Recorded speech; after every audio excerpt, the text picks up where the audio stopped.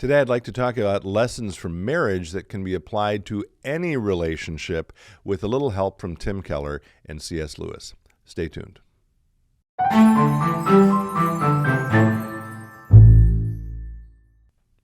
Hello, friends. Pastor Tim Westermeyer here, Senior Pastor of St. Philip the Deacon in the western suburbs of Minneapolis. Good to be with you, as always. We are in the second week now of a Marriage Enrichment class that my wife Amy and I are doing here at church. In fact, Tim behind the camera was mentioning how good it smells in the church today. Not that it smells bad here usually, mind you, but we were doing a meal with the church, and so that's in process even this morning while we're taping this, and it does smell very good. Anyway, the class has been wonderful. Amy and I are enjoying getting to know the people in it, and looking forward to another meeting tonight. And we're using as our sort of core resource for it a book by Tim and Kathy Keller, The Meaning of Marriage, Facing the Complexities of Commitment with the Wisdom of God. And I wanted to, it's actually been a great opportunity for me and Amy also to talk about the content of this book. And so today I want to just lift up something from it happens to be from chapter 2. The title of that chapter is The Power of Marriage. And I think it's a deep Christian truth that applies to all of us, whether we're married, whether we're single, whether we're dating. And you might put it under the today's subject under the umbrella of maybe spiritual hygiene, in the sense of maybe paying attention to some tendencies we have as human beings to do things that get in the way of relationships. Again, whether those relationships are with family, with friends, with our spouses, or whoever. And so I'm going to read a couple of things from Keller's book here. And I'm also, I think, at least I'm planning to, we'll see if I end up doing it, read a short thing from C.S. Lewis's Screw Tape Letters. I'll say a word about that in a second. But in one section of this chapter, Keller lifts up that very famous passage of Paul's from 1 Corinthians chapter 13. Love is patient and kind. It does not envy. It does not boast. Is not proud. It is not rude. It is not self-seeking. It is not easily angered. It keeps no record of wrongs. I would imagine most of us have heard this not infrequently at wedding ceremonies. And so he contrasts that, Tim Keller does, with one of the real challenges he lifts up for relationships, which is being focused on ourselves, self-centeredness. And by the way, theologians over the millennia have talked about this, that the primary sin is being turned in on ourselves. You know, I'm the most important thing in the world, right? So it's all about me, which is sort of a cultural trope, I think. So, again, one thing Keller writes, and I'll lift up a few passages here. This is Tim Keller now. Self-centeredness is easily seen in the signs Paul lists. And again, this goes now to this spiritual hygiene point. Maybe just reflect on this and pay attention to you. Do you feel like you have some of these things in your own life?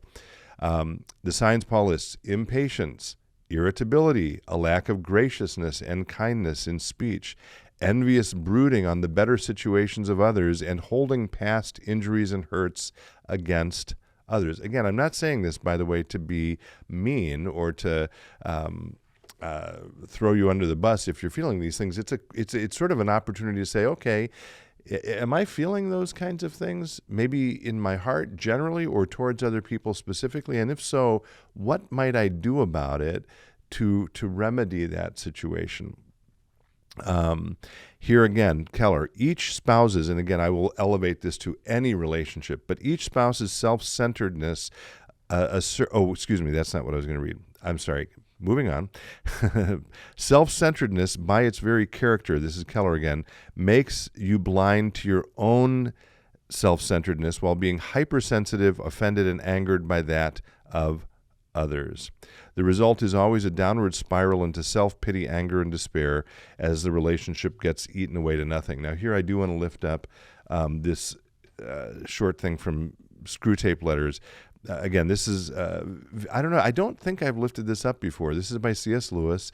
Screw Tape Letters is a famous narrative in which Lewis talks about the bureaucracy of hell, and Screw Tape, one of the senior devils, is advising and teaching a junior devil how to best deal with his patient who he's trying to convert to the devil's side, right? Move him away from God's side. And as I was reading that stuff from Keller, I thought of this really wonderful because it's so true passage from Screwtape. When two humans have lived together for many years, again, could be spouses, it could be family, whatever, it usually happens that each has tones of voice and expressions of face which are almost unendurably irritating to the other. This is, again, the senior devil teaching a lower, more junior devil. Work on that, the senior devil says. Bring fully into the consciousness of your patient that particular lift of your friend or family member's eyebrows, which he dislikes so much, and let him think about how much he dislikes it. Let him assume that this other person knows how annoying it is and does it to annoy. If you know your job, he will not notice the immense improbability of the assumption. And, of course, never let him suspect that he has tones and looks which similarly annoy her. As he cannot see or hear himself, this is easily managed. Again, you read this stuff, and if we're at all honest, I think we all think, well, yeah, I probably felt that way a few times. And by the way, after Lewis wrote this book, he said, I felt like I needed to take a bath because he had sort of sat with all those negative emotions about resentment and irritability. And someone said, well, who was your example for that? And he said, I didn't need an example. I just looked into my own heart, right? Anyway, so what's the solution?